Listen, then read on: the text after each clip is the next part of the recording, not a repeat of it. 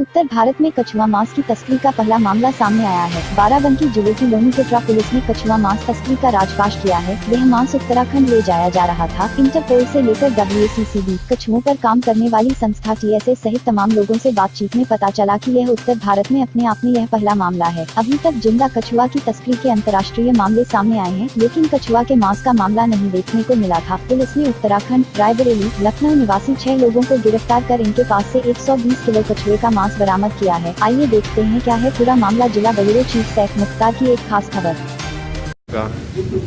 अच्छा, ये गुड्डू, ये बताओ कैसे तुम लोग पकड़ते थे, क्या कहाँ बेचते थे? हमारे पास अब खेती का दिख रहा नहीं। अच्छा, काट कैसे इनको मारते थे, किस तरह से मारते थे उनको? कैसे मारते थे उनको? वो लोग मारते नहीं, वहाँ से कटवा के हम लोग लेके चले आते हैं। हाँ, बेच देते हैं।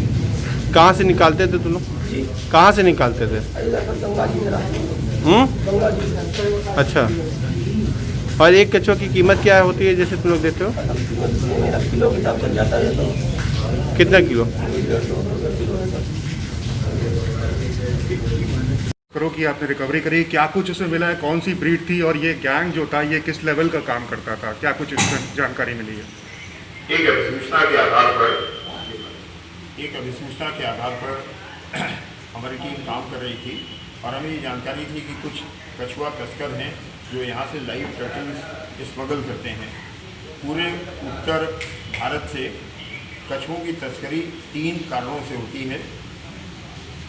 लाइव टर्टल की तस्करी मांस के लिए, इसके अलावा जो सॉफ्ट शेल टर्टल हैं उनकी कैलिपी सूप पीने के लिए, और पेट्स के रूप में हार्ड शेल टर्टल की तस्करी होती है।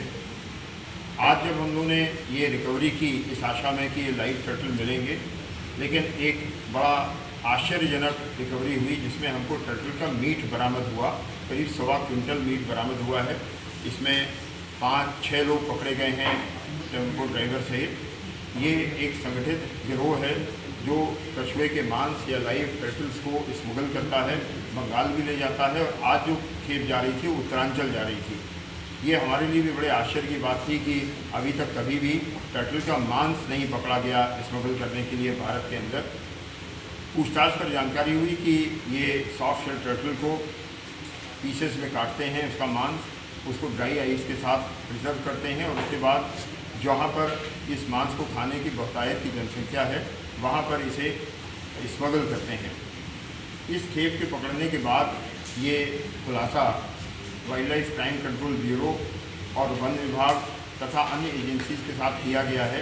उनके लिए भी ये नया अनुभव है। इस संबंध में राष्ट्रीय स्तर पर एक अलर्ट जारी किया जा रहा है जिससे कि हमारी अन्य एजेंसीज भी सतर्क हो जाएं और इस प्रकार के अपराध पर अंकुश लग सके। सर, इससे पहले भी आपने रिकवर किया था, इससे पहले भी वर्कआउट किया है आपने, तो क्या कुछ बातचीत में पता चला क्या उस गिरोह से या उससे कुछ इन लोग का टचअप था, कोई लिंकअप था, या उससे ज़्यादा ये कुछ ज़्यादा एक्टिव है, सक्रिय हाईटेक टाइप के कुछ लोग हैं लोग? STF में रहते हुए जो मेरी सबसे बड़ी रिकवरी थी वो जनवरी 2017 में अमेठी में थी, जहाँ पर 5 टन कछुआ, मतलब लगभग 7,000 जीव बरामद किए गए थे। वो अभी तक की भारत की सबसे बड़ी रिकवरी है, और वो अमेठी का गैंग था। और ये अमेठी, रायबरेली, सुल्तानपुर, बाराबंकी, बहराइच में कुछ जनजातियाँ हैं जो इस अवैध धंधे में लगी हुई हैं और एक दूसरे से जुड़ी हुई हैं। ये माइग्रेटेड लोग हैं जो पिछले 15-20 सालों से इन जगहों पर रह रहे हैं और इस अवैध धंधे में संलिप्त हैं। इनके तार न केवल वेस्ट बंगाल बल्कि अन्य राज्यों से भी जुड़े हुए हैं, जो अभी प्रारंभिक जानकारी मिली है। जो अन्य स्टेट से के बारे में जानकारी मिली है उनको संबंधित एजेंसीज को पास ऑन किया जा रहा है।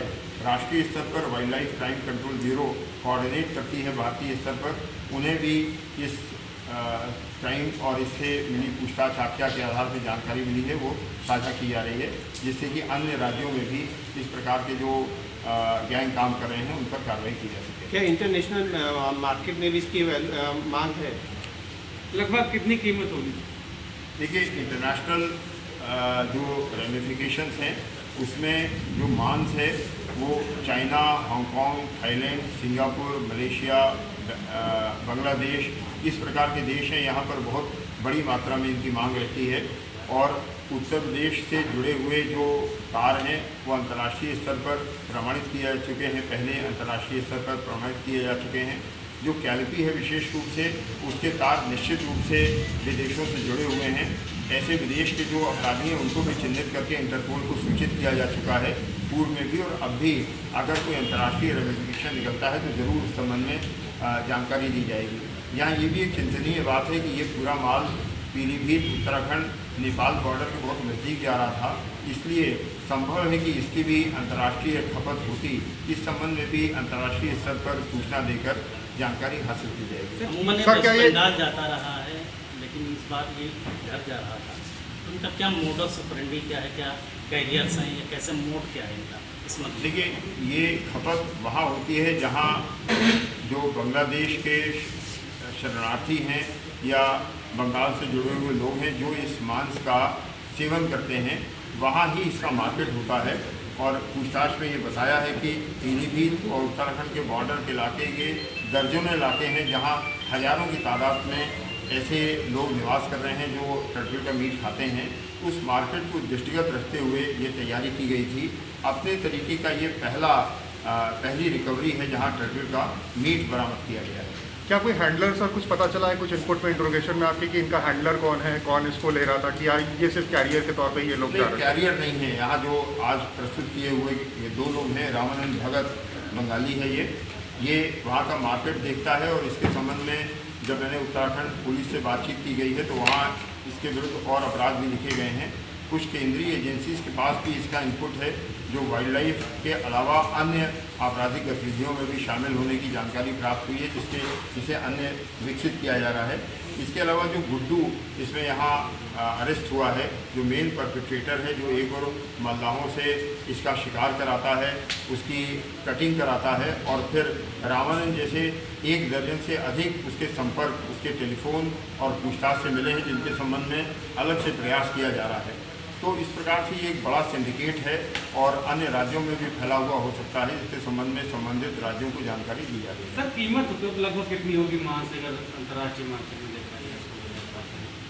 जो सुप्रीम कोर्ट की गाइडलाइन है उसके हिसाब से किसी भी कॉन्ट्राबेंड की कीमत नहीं बताई जाती है, जिससे कि अन्य लोग इसकी ओर आकर्षित न हो स्टेट की ओर, इसलिए मैं कीमत बताने में असमर्थ हूँ।